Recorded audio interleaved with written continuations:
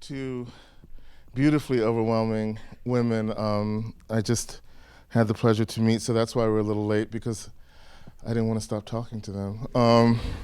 And I want to thank you all for coming tonight in what is the final series of events I've been proud to host on Poets and Poetry, the Power of the Lyric.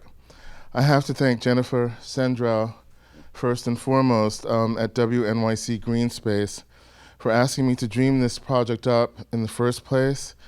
And I want to thank all of the poets, writers, and musicians who have made the series something I look forward to, and not as an obligation, but as part of my education. I've learned so much during this time and take to heart the bravery of these artists. Tonight, we have two exceptional poets and activists, Natalie Diaz and Carolyn Forché. By the way, I met Carolyn very briefly at a reading for Derek Wolcott, and I'd never met Natalie before, and they're both gorgeous. It's too much.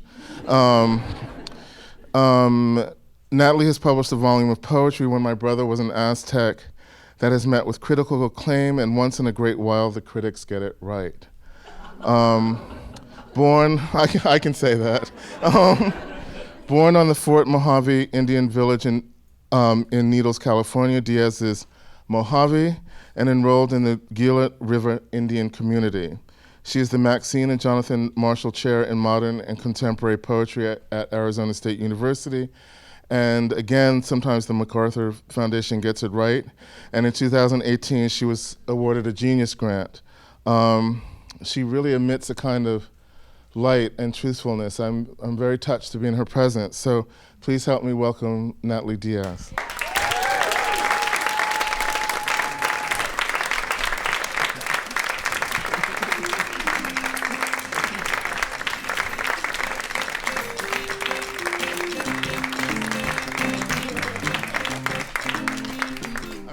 Hold on. This prop doesn't work with this outfit.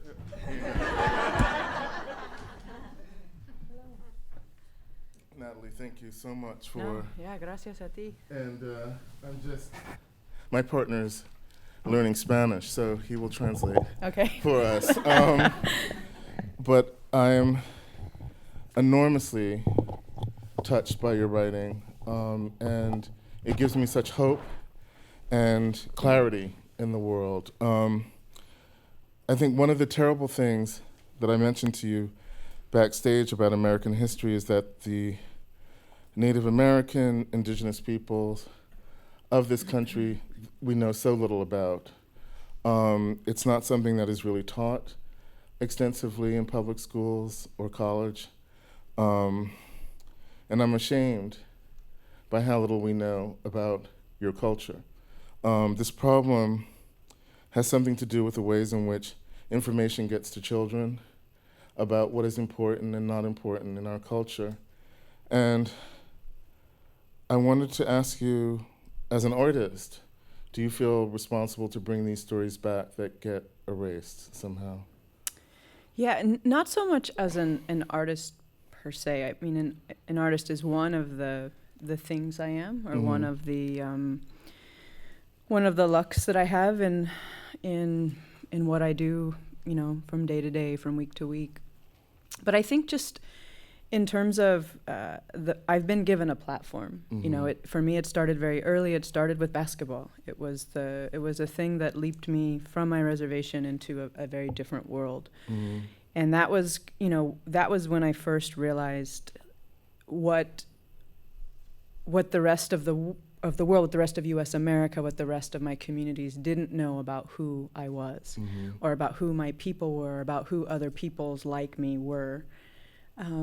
And so for me, it's more a matter of story and the power of story and what storytelling is and what it means to my community. And story really, I think, is one of the greatest technologies. It's definitely one of the most, I think, powerful and possibly the most, like, one of the most subversive technologies Indigenous peoples have, is simply to to tell your story. I come from a place where a lot of people don't get to tell their story. Mm-hmm. You know, I think something that I think keeps me in a way, you know, rigorous and diligent and intentional is that I'm still not sure in my day-to-day why I am not my brother and why he can't tell his story, yet I'm sitting here with you now in such a lucky, you know, situation when I might easily have been him. And so that is something that I think about. It's a very, I mean, I could weep really, because it's such a powerful thing to, and it's a terrible word of the survivor, right? The person in the family of fracture that gets to survive and gets not only to do that, but to speak, is such a part of my own experience, and something that I felt so deeply when I was reading your book. And I wanted to, you sort of guessed at a couple of questions that I wanted to ask you, but I'm going to ask them anyway. Can you tell us a little bit about that life when you were growing up in California, and siblings, and this lucky break to get out of there playing basketball? Yeah, I mean, I'm definitely a desert being. You know, my mind, my desires, my wonders, my imagination were all shaped in the desert, you know. And not just the desert, but also then being next to the Colorado River. And then being in, and this is, I think, one of the ways I notice that a lot of people I meet along the days of my life are different, is that I grew up in a community that was also my family. And so we have a responsibility, we have a love, a care for one another that allows us to exist in what I would say is as close to autonomous as possible. Autonomy is a funny word in U.S. America, I think. It sometimes becomes a type of selfishness, but when I think about the ways I was taught, it was, yes, how can I be all of the things that I can possibly be alongside the other people who I'm with, who are also being everything they can possibly be. And that being said, just a blurring of what is body and what is land. Like it's a very Mojave way of thinking, is that, and down to our language, down to the way we say body and the way we say land, they are the same. And so I have a very different lens of looking at the world, which to me feels extremely lucky, especially with the ways we treat our lands and waters today. And in some ways it's a kind of an always fissure in me to walk through the day and say, you know, to be able to realize what it is we're doing to one another's bodies, what it is we're doing to our waters and to our lands. And all of that, you know, being like in relationship to being in a 2-bedroom house with 11 kids, you know, in the family, which was at the time might have seemed rough, but it's also the way I've learned to be, you know, is among, you know, I'm always trying to build my families in places. And then, you know, for me, and I've said this in numerous places, but it's, you know, Baldwin's idea of the gimmick, I learned very early what my gimmick was, and it was basketball. And it was the thing that I knew this can take me someplace else. And I didn't know where else was yet. But. Well, I'm curious about your feelings or your idea about privacy. If you're living with a lot of people in a very small space, you have to rely on your own interiority to have privacy, or you walk outside, right? Nature becomes something that is a companion, a silent companion. Did you, as a student and as a young person, develop ways in which to have that space for yourself? Were you a big reader, or? Yeah, I mean, I read a lot. That was how I got out of most chores. You know, like my mother was always having me peel potatoes, and I would take too much off of the meat, and she'd say, you know, get the hell out of here. Like, you're useless. She would say, you are useless as the teats on a boar. That's what she would tell me, which I was completely okay with. Yes. But, you know, I think for me, there's a way that the public is also private for me. And I've learned that with, I think, basketball. That idea that I can be very physical. I need physicality. Even language for me feels physical. Even, I kind of read the world by the way I can push back against it. And I've learned in my own physicality, in my own body, that is often a public body, and in terms of the body that I represent, an indigenous body, a Latinx body, a queer body, this is a body that's been like surveilled and made very public, intentionally so, and so I think that I found those ways. Poetry was one of them, and before poetry, again, basketball. It was a way that while I was performing, it was also like the performance was something happening on the other side, but there was something very private and very intimate. And so I think I learned maybe that there's a difference between privacy and intimacy. That's a very big distinction, because if you have privacy, you can have that with many people in a room, but if you require intimacy, that's that person, or that person that you have a particular kind of connection to. And I'm wondering, and it's very interesting what you're saying about the language of the body in sports. How was it discovered that you had this particular talent? I mean, everyone, that's like currency on the reservation. Basketball is currency. My brother who has, who I often write about a brother who represents my real life brother. But he, I grew up watching him play, and that's what I wanted to do. I wanted to be like him, which in some ways is this great betrayal in a way that I now write about that, or this maybe this great luck that I now write about that. And in some ways it might be a great love that I'm now able to write about that. But yeah, I think just really early on, it was a place where I knew I could leave other things behind, and I began, I think, to learn early, not that my body and my mind were disconnected, but the ways they could work together. And so, when I'm thinking my best, it's because I'm moving. When I'm my worst enemy when I'm still. So I think there was something about idle hands at the devil's workshop. Boy, mine can be bad. The devil's workshop. And I got 2 of them. It's amazing. But yeah, I think for me it was that, and it was also where I grew up playing. It was my desert that I could see the river from where I shot baskets. And so there's again something about like this is a place where I'm connected. I'm all of me here in ways that as soon as I stepped off the reservation, I was Native and I was something else because I'm light complexioned, I'm mixed, my father's Spanish and Mexican. But also when I was on the reservation, I wasn't full-blooded, I was also mixed. And so with basketball, I could be all of the things I was there, and as long as I was good enough, nobody questioned anything. Because you were your own hero. Maybe yeah. That's what I say. No, I mean it kind of made my heart hurt when you said that. That's a very beautiful thing to say. Yeah, but it's true, and I think that one of the things that is painful, even though we carry these landscapes with us, what is painful is that the terrible word achievement separates you from other people, and I want to know something about that feeling of separation through writing.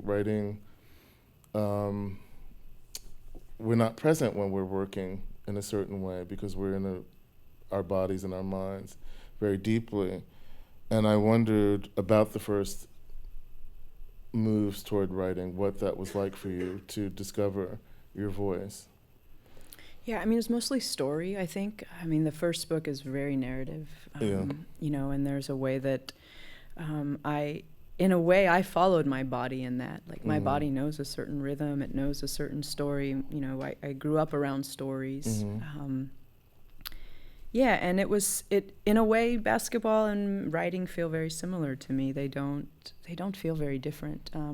There's a certain physicality, there's a certain, as you'd called it, interiority. There's a certain kind of like intimacy. There's a way that I am my most me on the court. There's a way I'm my most me on the page. There are no other lenses put on me at that point.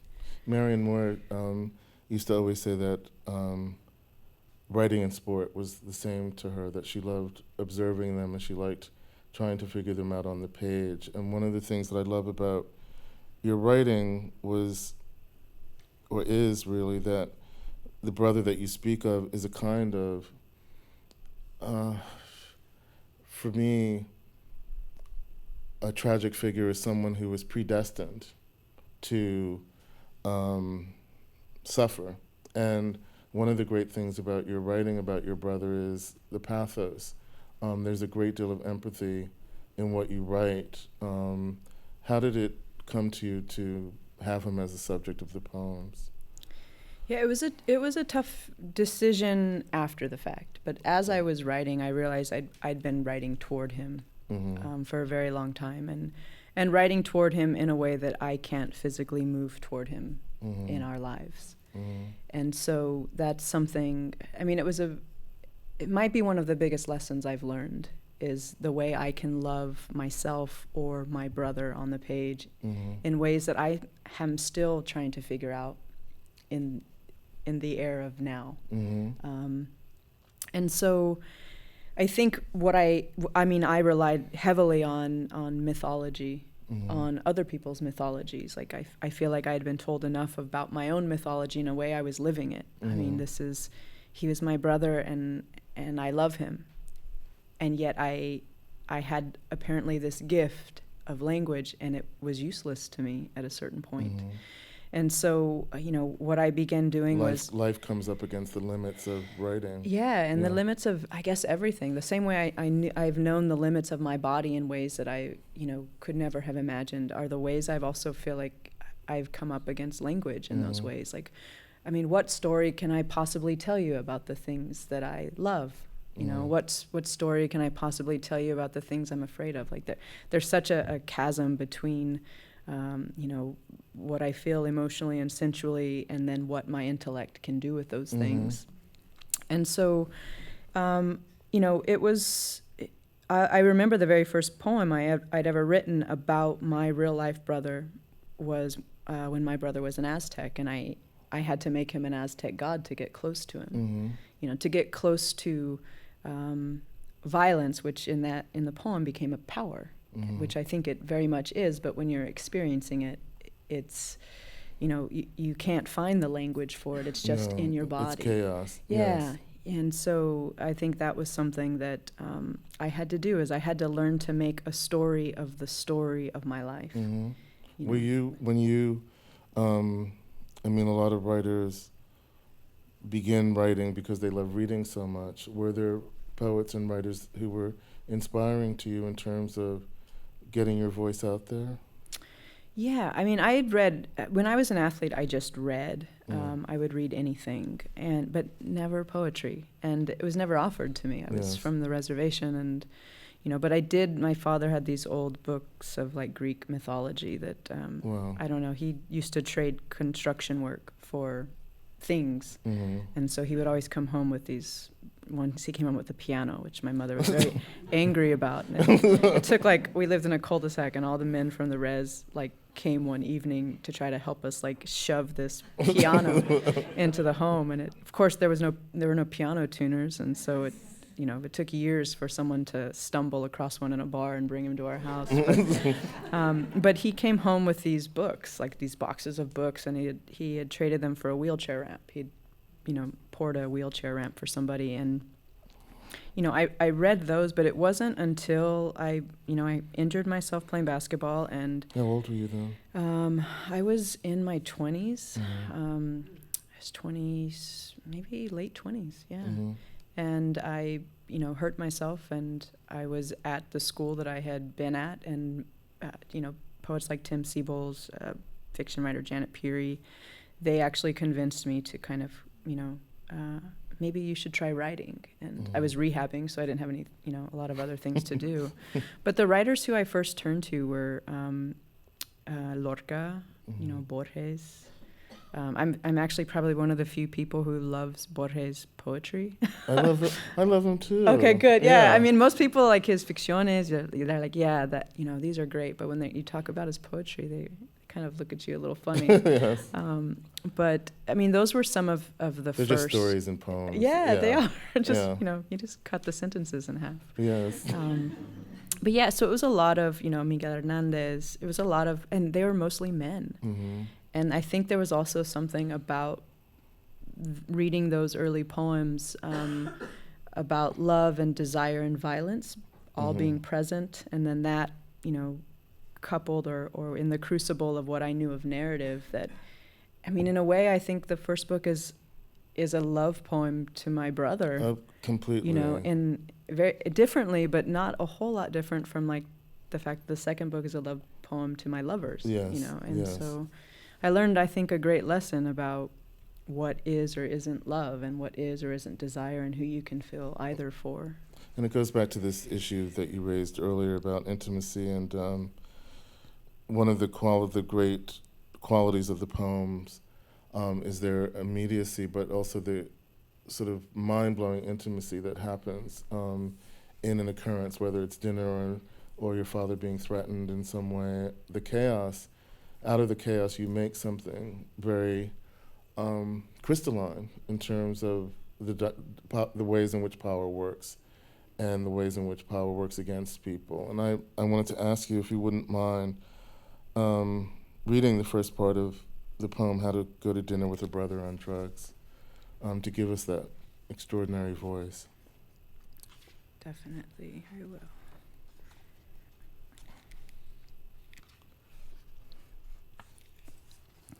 How to Go to Dinner with a Brother on Drugs. If he's wearing knives for eyes, if he's dressed for a Day of the Dead parade, 3-piece skeleton suit, cummerbund of ribs, his pelvic girdle will look like a Halloween mask. The bones, he'll complain, make him itch, each ulna a tingle. His mandible might tickle. If he cannot stop scratching, suggest that he change, but not because he itches. Do it for the scratching. Do it for the bones. Okay, he'll give in, I'll change. He'll go back upstairs, and as he climbs away, his back will be something else. One shoulder blade a failed wing, the other a silver shovel. He hasn't eaten in years. He will never change. Be some kind of happy he didn't appear dressed as a greed god, headdress of green quetzal feathers, jaguar loincloth littered with bite-shaped rosettes, because tonight you are not in the mood to have your heart ripped out. It gets old, having your heart ripped out, being opened up that way. Mm.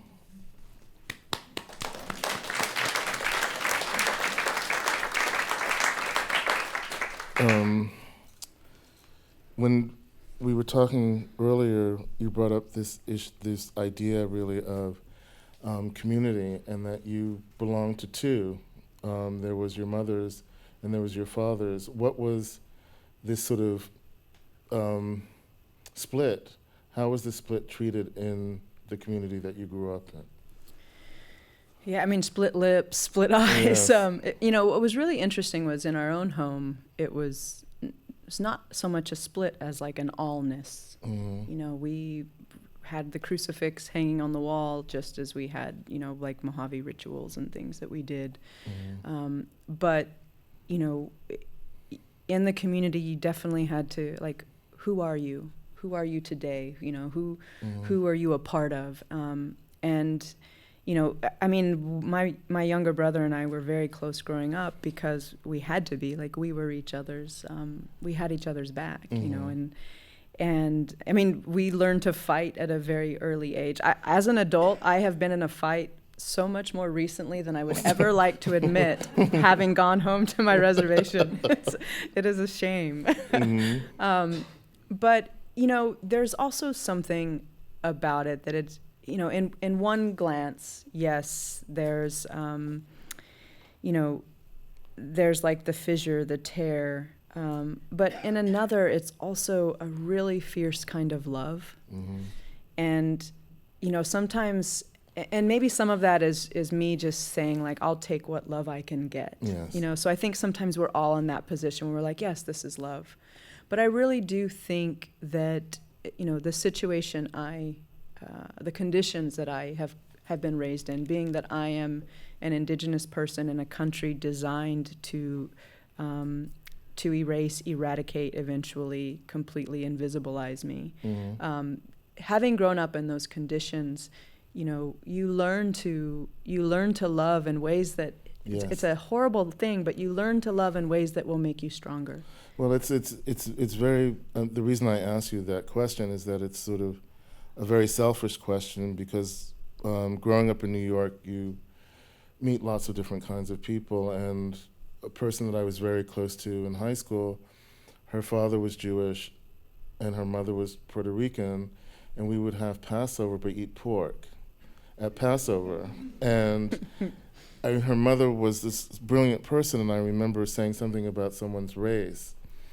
And she said, what is that? What does that mean? What does that color mean? Or what does that mean culturally? You see how we sit here together, how this has changed in our own family, and what does it mean in the world? And I think that one of the things that you're describing is that coming from that split and wholeness also makes an open mind, makes a mind that's open to possibilities of things being different. And that's one of the great things about your book. It's also heart-wrenching because you keep giving love a chance and saying at the same time, I know the limits of my brother, I know the limits of this world, but at the same time there's this enormous possibility to keep loving him. And so it's a book of thank you, really, to your family. Did you feel that there's a great deal of gratitude in the writing? Yeah, it's interesting. I mean, I am compelled by this question. In Mojave, we don't say thank you. And we don't say thank you because the way we're taught is that if you have done something of forwardness, of good energy, of moving, then I should let that happen, that it should happen and come through me. And if it so animates me or catalyzes me then to go on and do the next thing, the next good thing, then I should let that happen. But if I were to step in front of that good thing that you've intended, and to say, I am thankful, then suddenly I have interrupted that. I've interrupted that movement. Which of course, I've learned to say thank you. It's the easiest thing, for clarity's sake. As much as I can, I say gracias, which feels a little different to me. Instead of people saying, that rude girl didn't say thank you. I'm sure I've been that many times. Yeah. But yeah, I think more than anything, this bothness, this allness, is this kind of multiplicity. I feel like the real gift that it has given me is that I can love and hate my brother at the same time. And because how could I not? Right. And I can also want to and intend to do what is, quote, good, and also really hurt somebody. Well, I think one of the things that is sort of remarkable about the book is not how he has failed you, but how his own dreams have failed him, and how he's failed his own dreams of a life.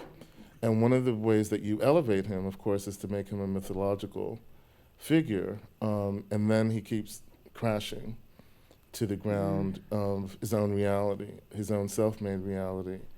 And I don't think that that's without love when I read the poems, and I don't think that it's without regret. I don't feel hatred when I read it, I feel regret, and that's a different motive entirely, for me anyway, as a reader. Yeah, and it's so funny with language, right?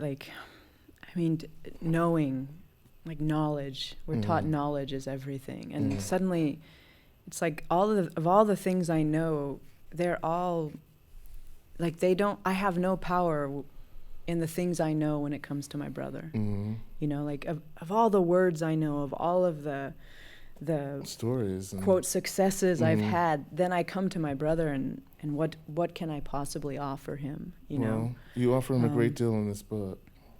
Yeah, and I mean, I feel very lucky that's you're seeing, you know, tenderness in it. I feel like it is very easy at times to read the book and to just see the horror, you know, and in a way, I mean, we're all projecting our own lives into the books we see. So if we've been hurt, we see the hurt. If we're fighting still for someone, we see the fight still for someone in the books. Well, not to Yeah. big myself up or anything, but I think I'm a good reader. Yeah. And and it's for sure something that I feel when I read your poetry. I want to ask you to take us through AKA Crank Bugs as a very good example. Yeah, so the title is called Formication, which is when people feel their insects or bugs crawling on their skin. I see Jen Baker up there. AKA Crank Bugs. Don't tell my brother, even though he's been asking, scratching for clues, picking at the truth. Don't tell him there really are things skittering, creeping across his inner arms, moving and hot, sweating. We are. The Exodus. These glowing torches. Wounds that won't let us go home.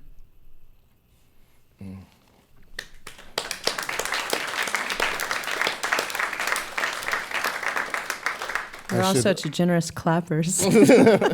I should say that the book is from Copper Canyon Press, but in 2020, March 2020, Natalie has a new book coming out called Postcolonia Love Poem from Grey Wolf Press. And this book is an extraordinary, I would say, amalgamation really about the body the body not being claimed just by another person, but by yourself. And I'm so greedy for your work. I can't wait for the book to come out. And I wanted to ask you, as a way of closing, partly, would you mind reading The Desire Field? And so the people can see where you're going. I like that you are the people. And gracias. From The Desire Field. I don't call it sleep anymore. I'll risk losing something new instead. Like you lost your rosen moon, shook it loose. But sometimes when I get my horns in a thing, a wonder, a grief, or a line of her, it is a sticky and ruined fruit to unfasten from, despite my trembling. Let me call my anxiety desire then. Let me call it a garden. Maybe this is what Lorca meant when he said, verde, que te quiero verde. Because when the shade of night comes, I am a field of it, of any worry ready to flower in my chest. My mind in the dark is una bestia, unfocused, hot, and if not yoked to exhaustion beneath the hip and plow of my lover, then I am another night wandering the desire field, bewildered in its low green glow, belling the meadow between midnight and morning. Insomnia is like spring that way, surprising, and many-petaled, the kick and leap of gold grasshoppers at my brow. I am struck in the witched hours of want. I want her green life, her inside me in a green hour I can't stop. Green vein in her throat, green wing in my mouth, green thorn in my eye. I want her like a river goes, bending, green, moving. Fast as that, this is how it happens. Soy una sonambula. And even though you said today you felt better, and it is so late in this poem, is it okay to be clear, to say, I don't feel good? To ask you to tell me a story about the sweetgrass you planted, and tell it again or again until I can smell its sweet smoke leave this thrashed field and be smooth. Mm.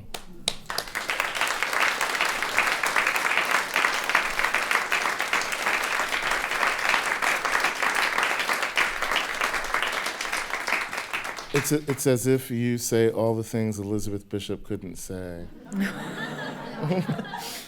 And so I feel she must be very grateful to you as a fellow poet and as a fellow woman. And I wish I lived in Arizona so I could come take your course. No. What are you teaching your children? I teach a course called the Anti-Workshop. I teach a course called the Lexicon of Grief and Ecstasy. Mm-hmm. You know, I'm really interested in teaching. Teaching is, you know, I'm really interested in offering, you know, my students, I guess, just the possibility of themselves, but also themselves in relationship to other people. Mm-hmm. And I mean, you know, Carolyn is up next, and you'll see some of this in fruition. But there really is a power in language. It you know, it's like Solmaz Sharif says, it matters what you call a thing. Yes. And I think we have to be a lot more accountable to the language we use. And I think, you know, once we learn to use it that way, to use it in the ways that remember the bodies it's made of, to remember the bodies it's been built on top of, I think that, you know, I feel like right now the air is different, you know, and sometimes it's the air coming out of our own mouths that, you know, is different and must continue to be different. And so with my students, I think what I'm trying to show them is, you know, like, yes, violence, yes, pain, and also love, and also all of the things in between that we must, you know, we must arrive at. We don't yet know what they are, you know? Yes, I mean, it's a very valuable lesson to teach or to actually open up the symposium to the fact that we don't know something. And one of the great things that Toni Morrison has said as a teacher is you're 19, you're 20, you don't know anything. Invent, and that way you can understand what someone else is feeling about someone. So she would give an exercise and say, this girl is a flower seller, and is she by herself? And you begin to start to inhabit other people. And one of the great things that chokes me up about your writing is that you teach us how to inhabit other people.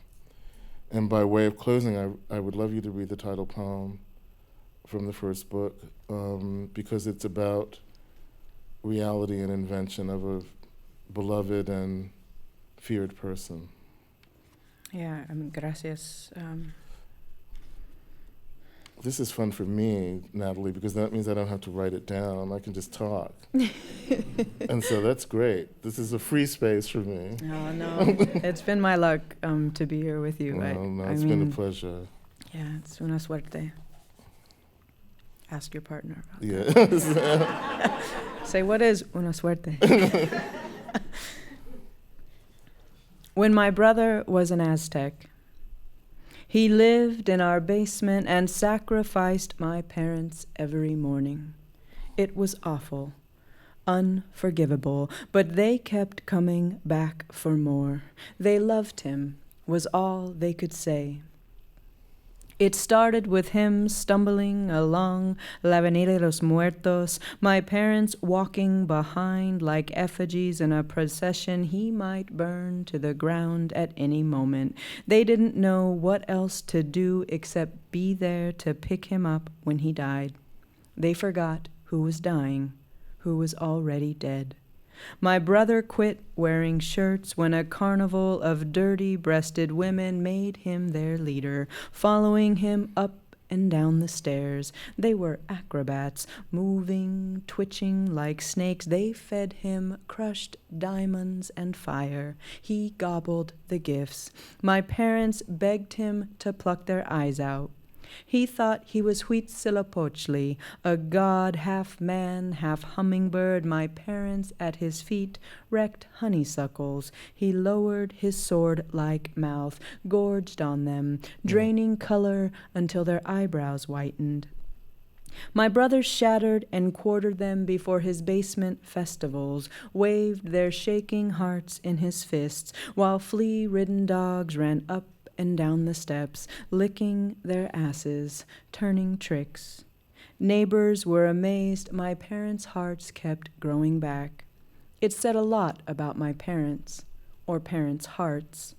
My brother flung them into cenotes, dropped them from cliffs, punched holes into their skulls like useless jars or vases, broke them to pieces and fed them to gods, ruling the ratty crotches of street fair whores with pocked faces, spreading their thighs in flop houses with no electricity. He slept in filthy clothes, smelling of rotten peaches and matches, fell in love with sparkling spoonfuls the carnival dog women fed him. My parents lost their appetites for food, for sons. Like all bad kings, my brother wore a crown, a green baseball cap turned backwards with a Mexican flag embroidered on it. When he wore it in the front yard, which he treated like his personal zócalo, all his realm knew he had the power that day, had all the jewels a king could eat or smoke or shoot. The slave girls came to the fence and ate out of his hands. He fed them maize through the chain links. My parents watched from the window, crying over their house-turned zoo, their son who was now a rusted cage. The Aztec held court in a salt cedar grove across the street where peacocks lived. My parents crossed fingers so he'd never come back, lit novena candles so he would. He always came home with turquoise and jade feathers and stinking of peacock shit. My parents gathered what he'd left of their bodies, trying to stand without legs, trying to defend his blows with missing arms, searching for their fingers to pray, to climb out of whatever dark belly my brother, the Aztec, their son, had fed them to. Gracias.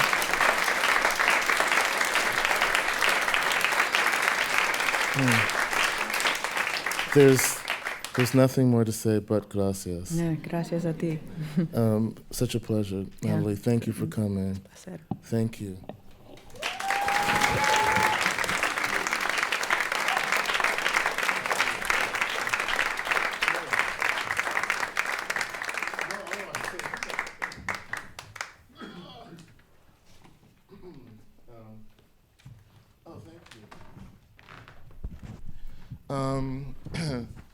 The incredible American poet Carolyn Forché has spent a great deal of her writing life describing worlds she is not a native of and perhaps sees more clearly than most. She wears what some would call the guilt and shame of her country's effects in foreign places, El Salvador for one, and the fight and optimism of the artist who needs to be in the world in order to find herself. Born in Detroit, Michigan, Forché is a graduate of Michigan State University and Bowling Green State University. She is a university professor at Georgetown, and her latest book, her first prose work, The Extraordinary, What You Have Heard Is True, from Penguin Press, is just out. And really it's a masterpiece of politics, self-revelation, and meditation. Please help me welcome Carolyn Forché.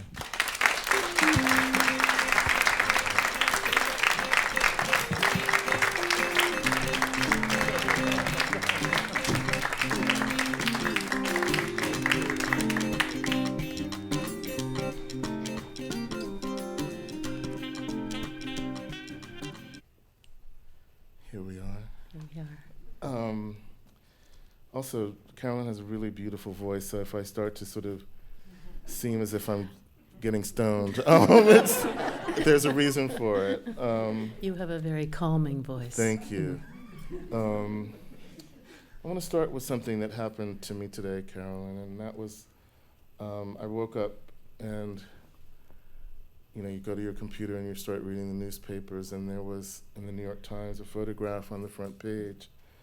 It shook me to my core. It showed a young man, not yet 30, who was trying to cross the Rio Grande from Mexico to the United States, but he drowned.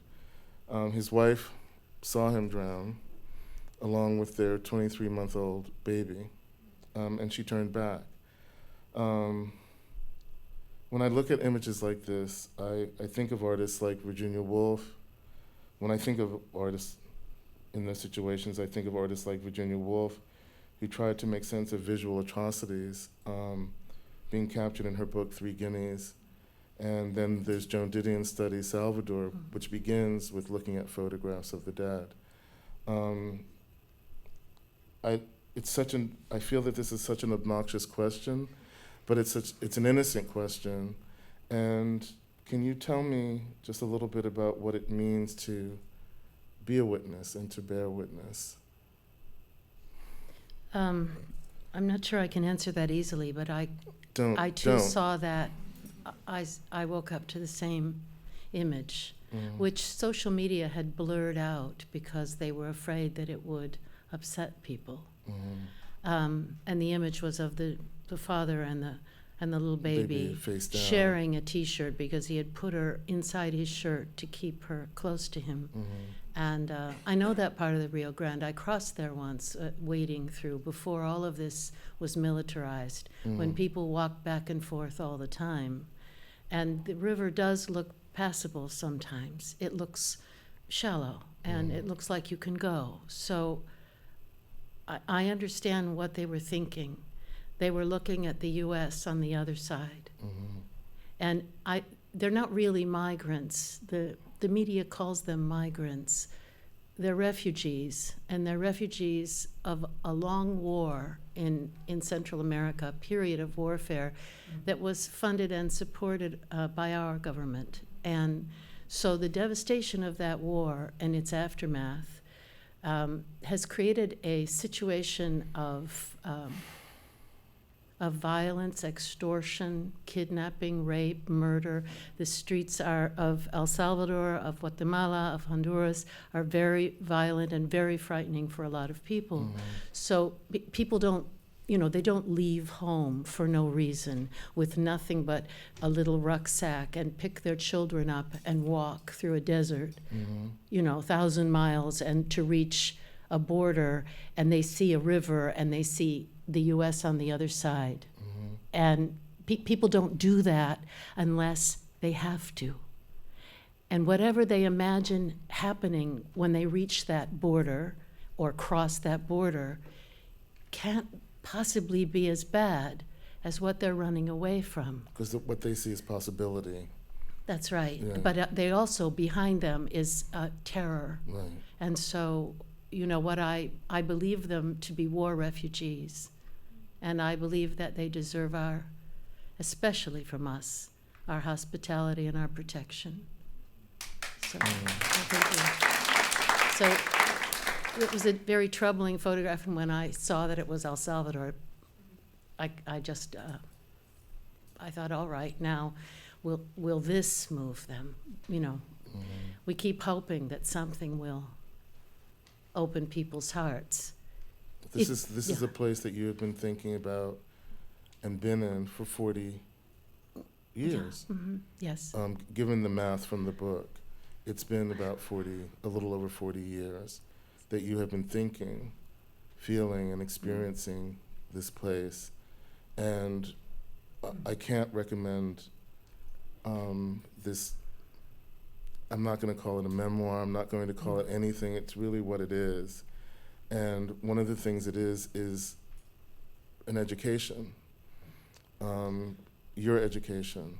And you begin with living with a friend, and there's a visitor. And can you describe to us a little bit about where you had come from to get to that place. You had grown up in... I grew up, I was the eldest of 7 children. I grew up in Michigan. My father was a It's so tool funny, and die maker. We're all... We're all large Natalie's families. 11? 11?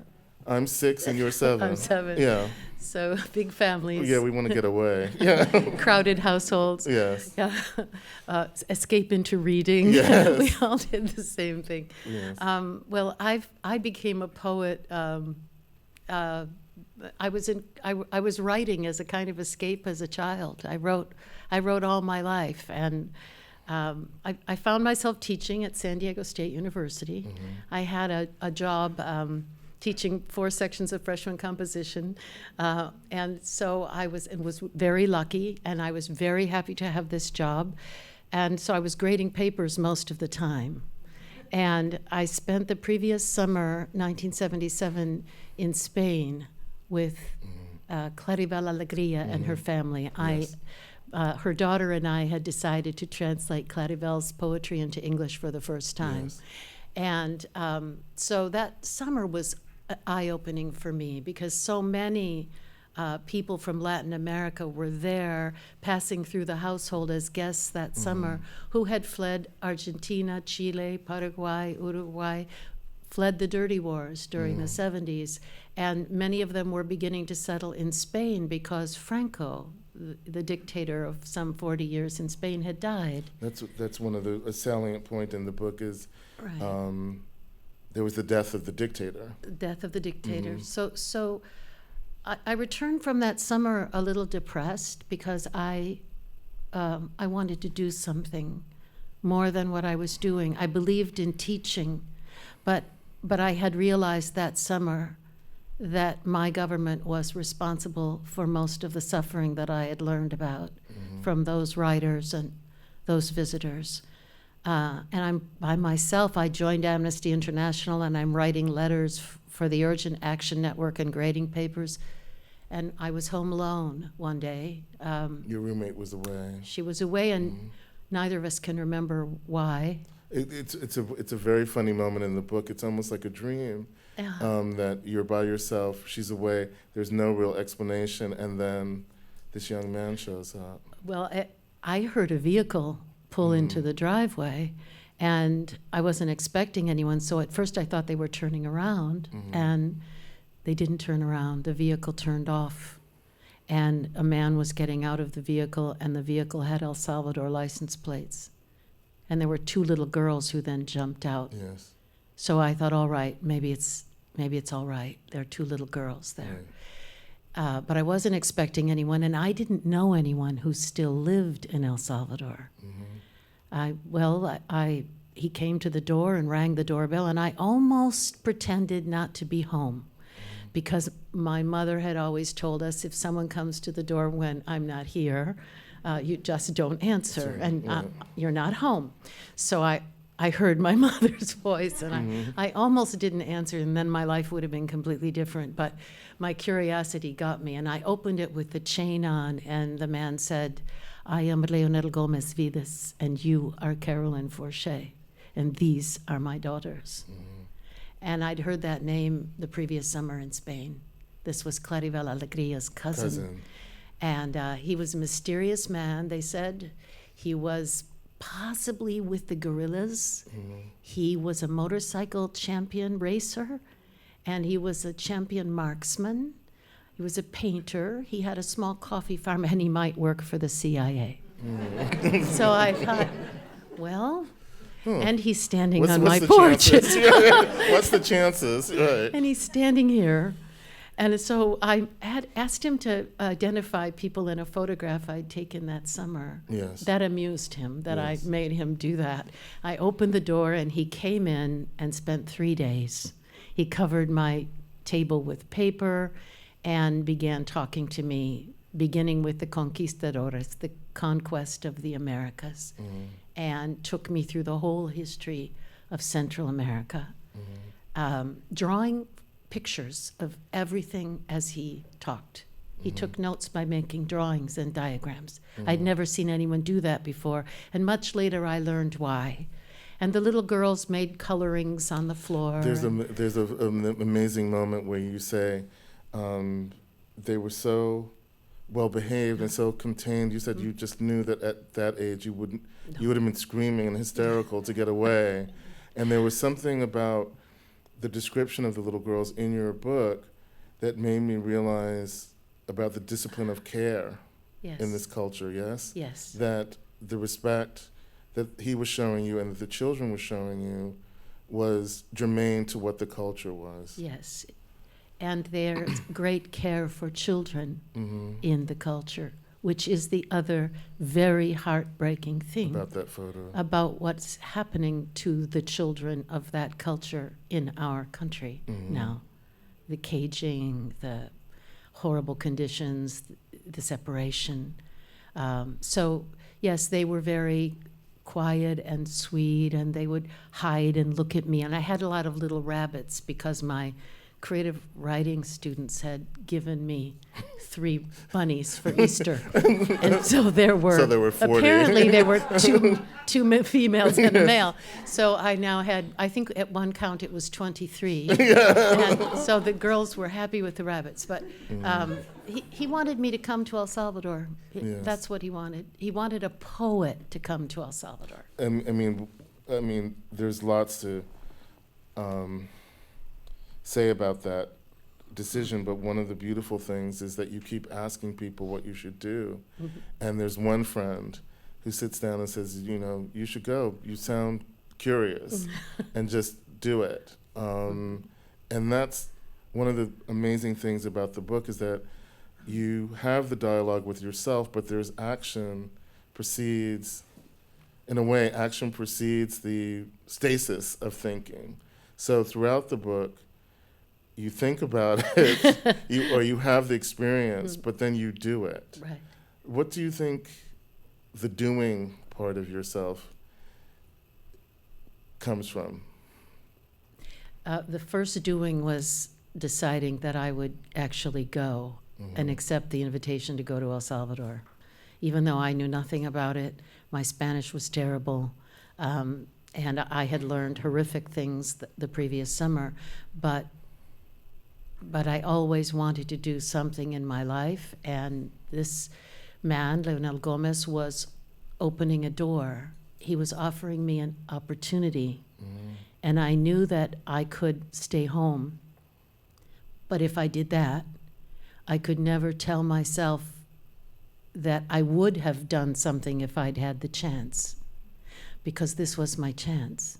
And if I said no, then I would have to live with the fact that I had turned away from my chance. So there was something that was compelling me. I don't exactly know what, but I had a fellowship. I'd been given a Guggenheim Fellowship, and I had no plan of what to do. I was going to write poems, and I didn't know where. It might be the only time in my life that I would be free to go anywhere and do anything. And, my friends would say, you should go to Paris, and write poetry. Or New England, go somewhere where they write poetry. So Where they go, those poets. Where they write poetry. Yeah. So, the doing meant saying yes. All you have to do is say yes, and then live with your yes. And that El Salvador for me was a series of yeses. And you have this extraordinary conversation with him where he says, I want a poet. And you say, oh, come on, poets are, one poet I love jumped off a bridge. Another poet I love put on her fur coat and went into the garage and killed herself. Poets don't do this kind of thing. And he says, but in my country, there's great value to that voice. Said we honor and respect poets. What he said was, we either send them to diplomatic posts or we put them in prison, but we take them seriously. So I don't know whether that's better or not, but I explained to him that Americans didn't take poetry in general very seriously, although I think that's changing. And Look at us. Right. Well, he wanted a poet to to see and feel the country, to feel the country. And in that moment, before the war he knew was coming began. And then that poet could come back and explain why the war was happening in the United States. And so I tried to explain to him that poets in the United States we're not consulted on foreign policy. And we're not on CNN, we're not interviewed. Well, I guess we are. But he said, well, you'll have to change that then. So but there was always this, I don't want to give too much of the book away because it's just wonderful. I want you all to buy it. That's the point. But Carolyn keeps having a question, and he keeps, I don't know, let's just get in the truck. Right, get in the truck. And let's just do the thing. We're going to yes. play. He keeps saying, we're going to this Right. place. I had all kinds of questions, and he never answered them. Never. Because what he wanted, it began slowly to be clear to me what was happening. But Can you describe that a little bit? well, Carolyn? when I arrived at the airport the first night, it was the old Ilopango airport, very dark. It was later used as a military base, and he wasn't there. No one was there. It was very dark. It's all soldiers and me with my bags. Where is Lionel? Well, then a Peace Corps volunteer comes toward me, and he said, you must be Carolyn. I'm John, Peace Corps. Lionel sent me to pick you up. And I thought, so. And then you say, where is he? He Yeah, says, I don't know. He says, well, I'll take you, he said. It's the whole thing is experiential. Yes. If I ask him a question, he takes me to a place or puts me in a situation, sometimes a really difficult situation, where I can get my answer. So he answers questions with experiences. He shows me, and then he questions me. What did you see? What did you feel? What do you think that man was thinking? He was always doing that and reviewing. And then I realized, eventually I realized he was studying me. He wanted to find out how North Americans think and react. And he wanted to know whether we could, in fact, feel that place. Whether with our formation we could open ourselves to that culture in that way. That was part of it. And the other part kind of evolved because there were a lot of things that happened in that book that he wasn't expecting either. Right. Yeah. Carolyn, would you mind gracing us with an early poem? The Colonel, I suppose. Yeah. Well, this book is kind of an amplification of this poem, but this poem I wrote in 1978. The Colonel. What you have heard is true. I was in his house. His wife carried a tray of coffee and sugar. His daughter filed her nails. His son went out for the night. There were daily papers, pet dogs, a pistol on the cushion beside him. The moon swung bare on its black cord over the house. On the television was a cop show. It was in English. Broken bottles were embedded in the walls around the house to scoop the kneecaps from a man's legs or cut his hands to lace. On the windows there were gratings like those in liquor stores. We had dinner, rack of lamb, good wine. A gold bell was on the table for calling the maid. The maid brought green mangoes, salt, a type of bread. I was asked how I enjoyed the country. There was a brief commercial in Spanish. His wife took everything away. There was some talk then of how difficult it had become to govern. The parrot said hello on the terrace. The Colonel told it to shut up and pushed himself from the table. My friend said to me with his eyes, "Say nothing." The Colonel returned with a sack used to bring groceries home. He spilled many human ears on the table. They were like dried peach halves. There is no other way to say this. He took one of them in his hands, shook it in our faces, dropped it into a water glass.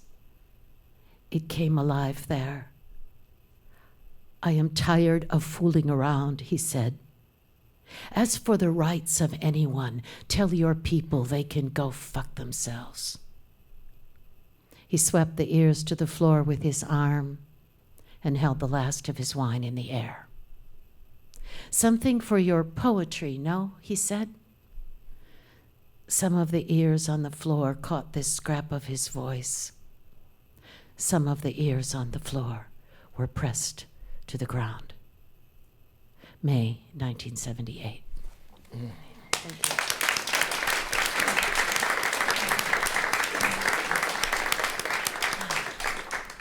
So the friend who said to me with his eyes say nothing was Leonel Gomez Vidas. Yeah. And I never told anyone that all these years, but now I can. He said I could. Yeah, that's who it was. Tell us about the experience of Leonel. It's a very powerful portrait of someone, and the mystery of him, you retain it while being very clear in the book in terms of description. He was maddening, he was funny, he was brilliant, and he cared about one thing. He cared about the lives of the poor. That's all he cared about that I've ever really been able to put together. So everything that governed everything he did had to go back to what was going to happen to the campesinos. How was it going to be for them? How was this going to affect them? How was that going to affect them? He was playing multidimensional chess with evil, and he was, some people would say he was playing a dangerous game. He talked to everyone. And he cultivated the impression among some people that he worked for the CIA. And he cultivated the impression among other people that he was with the guerrillas. I know that he advised one guerrilla commander. I have no idea about the CIA, except that I can say that I don't think so. And that, but I know that he talked to everybody. So he was a figure, and he was my close friend, and we were in very difficult situations together, and it was a deep bond, and I hope that in the book I captured him. I hope he's there alive on the page, and I hope that our rapport and our craziness together is intact, you know? Utterly. Okay, because I want I want people to love him, you know? Would you mind reading a little bit about him to us? Sure. Page 266. What did you do? No, whenever, I can't. this one about 266? Yes, that's yeah. right. Now, whenever Leonel pulled to the curb in front of the house where I'd spent a night, I would toss my rucksack into the back and climb in, no longer asking where we were going, as I thought I was now prepared for whatever might happen. He would hand me a weapon to hold for him, rolled into a magazine, usually a .357 Magnum or 9mm Smith & Wesson. Sometimes he would hand me another to cover with my sweater, and if, with a glance, I questioned him, his eyes would say, "Wait." We'd drive to the din of radio or wind, never the same route, never talking until we reached the open road. On this day, he said we were going to a special place. There was something he had long wanted to show me, but it had to wait until he felt that I understood how life was for most people in the campo, and until I had firmly in my mind the fierce cold of night, the meager diet of salted tortillas and beans, the stench of waste in the ditches, the little sleep, This is something different, he said. Something possible.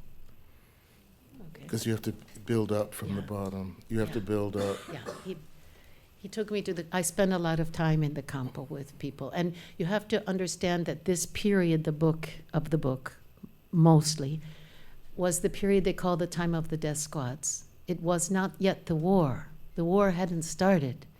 But there was a war against the civilian population. Can you describe that, the death squads? The death squads were paramilitary groups. Some of them were civilians, some of them were funded by the oligarchs, and some of them were military, off-duty, plainclothes military.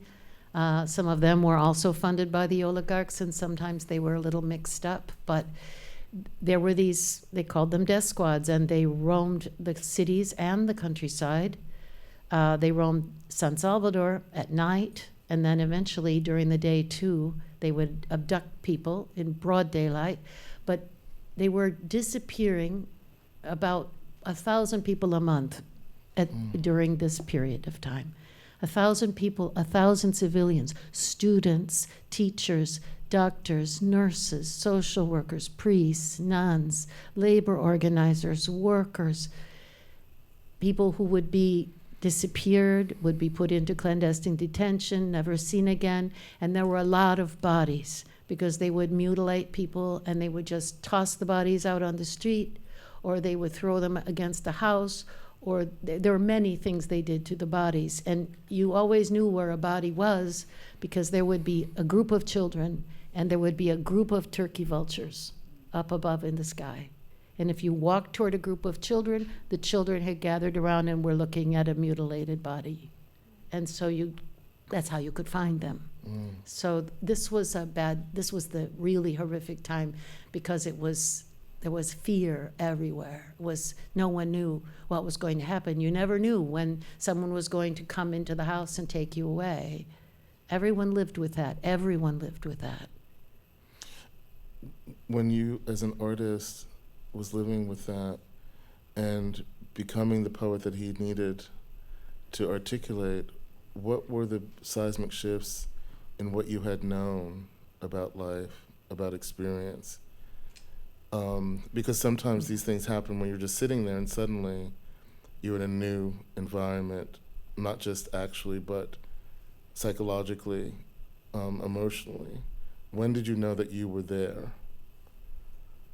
Well, we cushion ourselves. I mean, I would have said before I went to El Salvador that I knew about Vietnam, for instance. Lionel would say, "What do you mean by no?" And so what he was interested in is, what in the depths of your being do you feel? And how connected do you feel to the others around you? The moment for me, I was whining. I had gone into a prison and it was a difficult experience, and I got back once we were clear of that prison. I wanted to cancel everything else that night, and I wanted to go back to where I was staying, and I wanted a shower.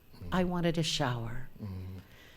And I was upset and angry that Lionel hadn't been more sympathetic with me after I had done this thing at the prison. And so he said, "Well, okay, we can cancel everything and you can go back and have a shower."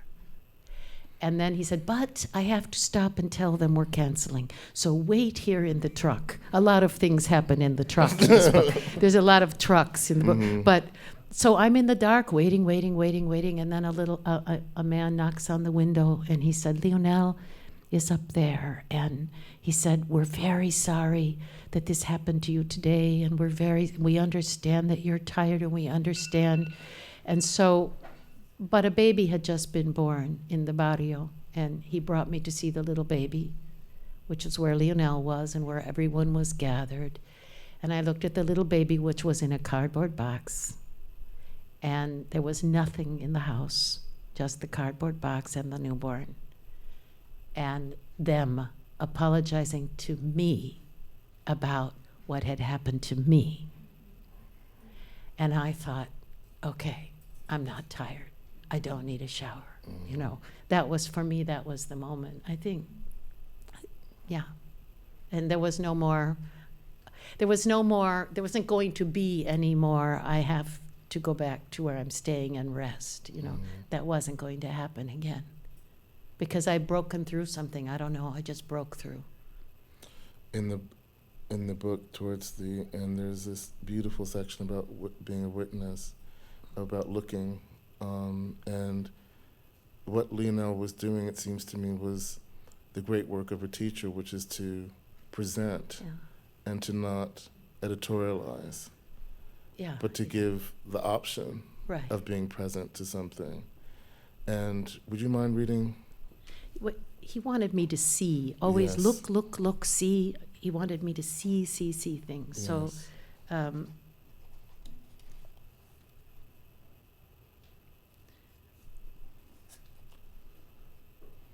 all night I heard the cries.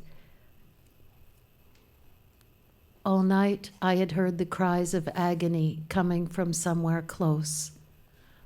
A woman crying out as if she were being beaten, begging someone to stop, crying through the glass louvers all night like that as I lay awake and didn't move.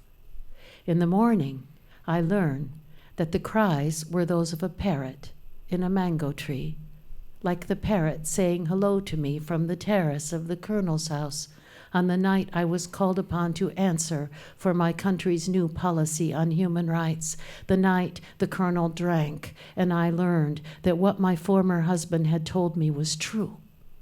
To prove a kill, or for some other reason, parts of the body were cut off, dried, and kept. I asked Lionel why bodies are mutilated, both living and dead, and he answered, to show disrespect, or for some other reason.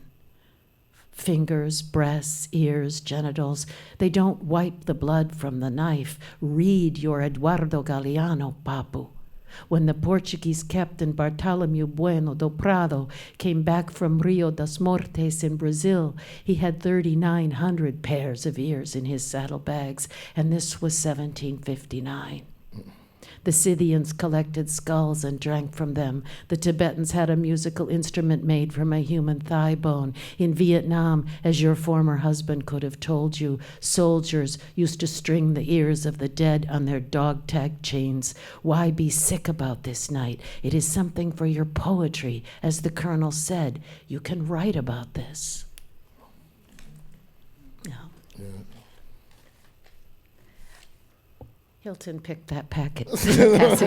Hilton, sometimes you seem like the Mr. Rogers of poets up here. You're very calm and nice. You didn't change your sweater, but then he throws something at you, you know, and it's not Mr. Rogers anymore. Okay.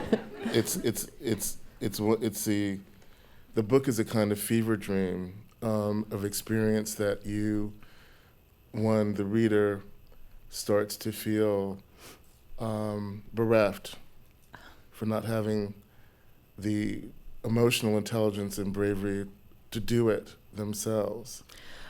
And I'm not finished. Just call me Lionel. And one of the things that happens is that it incites in the reader the desire to do something, to have the thought that moves you into action. And I wanted to ask about that in connection to poetry as a form of singing, as a form of communicating directly with the reader. Was that something that attracted you to poetry in the first place, that it was a song to other people? Yes, I think poetry, well, it's the oldest art. It's deep and sacred and musical, and you heard that when Natalie was reading. She has such a music in her work, in her voice. For me, I think it's why I wrote the prose the way I did, because I was with the reader the whole time I was writing, and I thought, I'm going to take you with me, and you're not going to know anything more than I know at any given moment in this story, because I was hoping that anyone who reads this could feel what I felt as we went along, and maybe have the experience. They don't have to go through it. They can have the experience in this, I was hoping, in this book. So like Lionel guided me, I'm trying to replicate it. And so I think it was all the while I always had someone with me, and I didn't know who it was. Who was going to read this? Come with me, and I'll show you what it was like, moment by moment.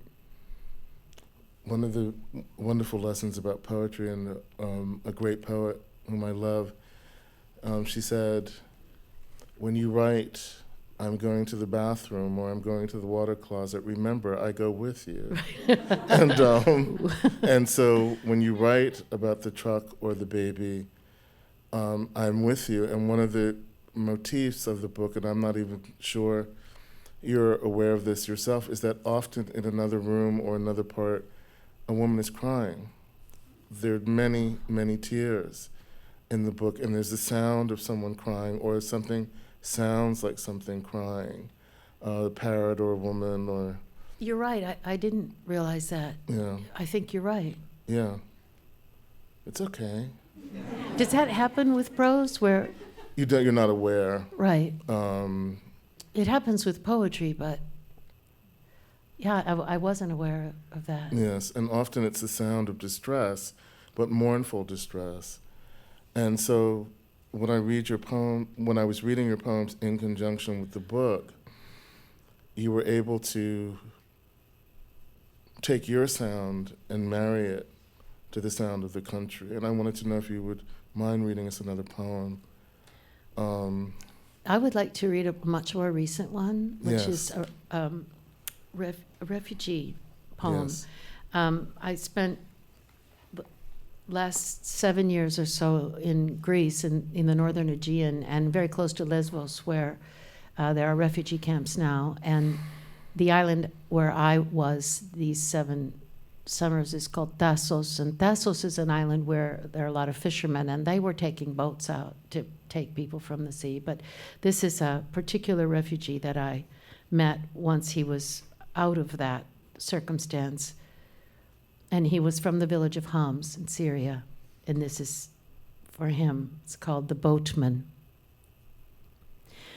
We were 31 souls all, he said, on the gray sick of sea, in a cold rubber boat, rising and falling in our filth.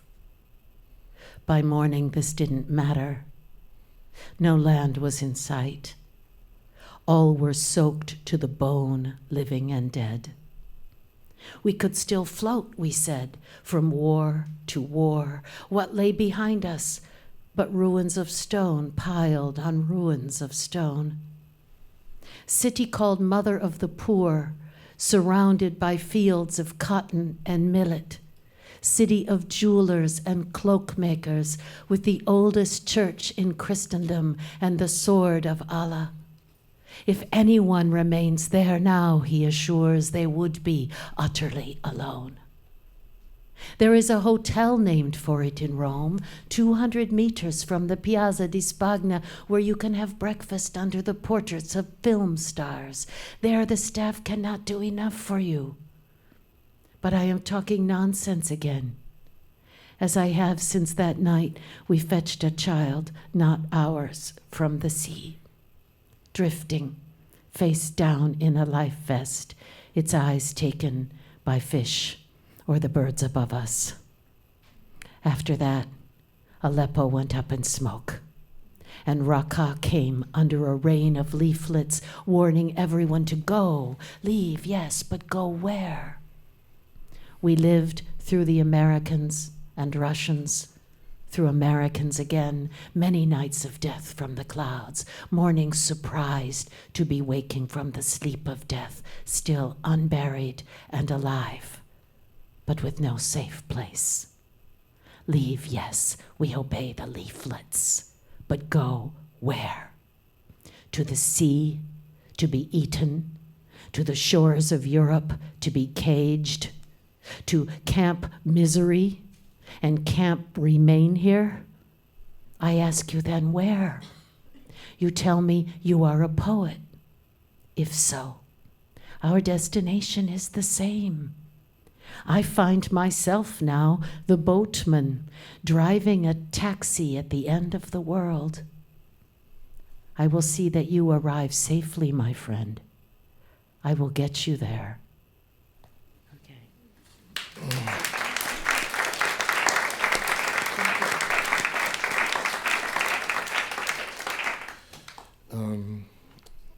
Like Natalie, you're an educator, and the gift of education is something I think that's handed down and is germane to who we are. And Lionel gave you that gift. And when you teach students now, where is it that you like to take them in their minds and bodies? Well, I teach mostly students in the United States, and I have to tell you that the present young generation is wonderful and fills me with hope. They call themselves Z, as in the last generation, which to them is only a little bit funny, but they. What I do with my teaching now, I think, is to try to allow them to sort of figure out where did they get what they think, and do they themselves agree with it? Do they themselves agree with their own opinions, and where did those opinions come from? You know. So we do a lot of exploring and talking and questioning, and I try not to answer questions because that was Lionel's method with me, you know? Yes. So, you know, with poetry writing, I just have them do things that I think will have an effect on their writing, you know, and have their little experiments. I do a lot of experiments with my students. With form? Or, yeah. I mean, Lionel taught me that I loved classroom teaching before I met him, but he taught me what teaching really is. It's soul to soul, That's heart right. to heart, deep soul, deep work, heart to heart. It doesn't have a whole lot to do with a classroom. It's a moral responsibility. Yes, and it can happen anywhere. Yes. Yeah. And you've taught us today, here. Carolyn, you're an exceptional person. And thank you for coming. Thank you very much. Yeah, Thank you. yeah. Thank you.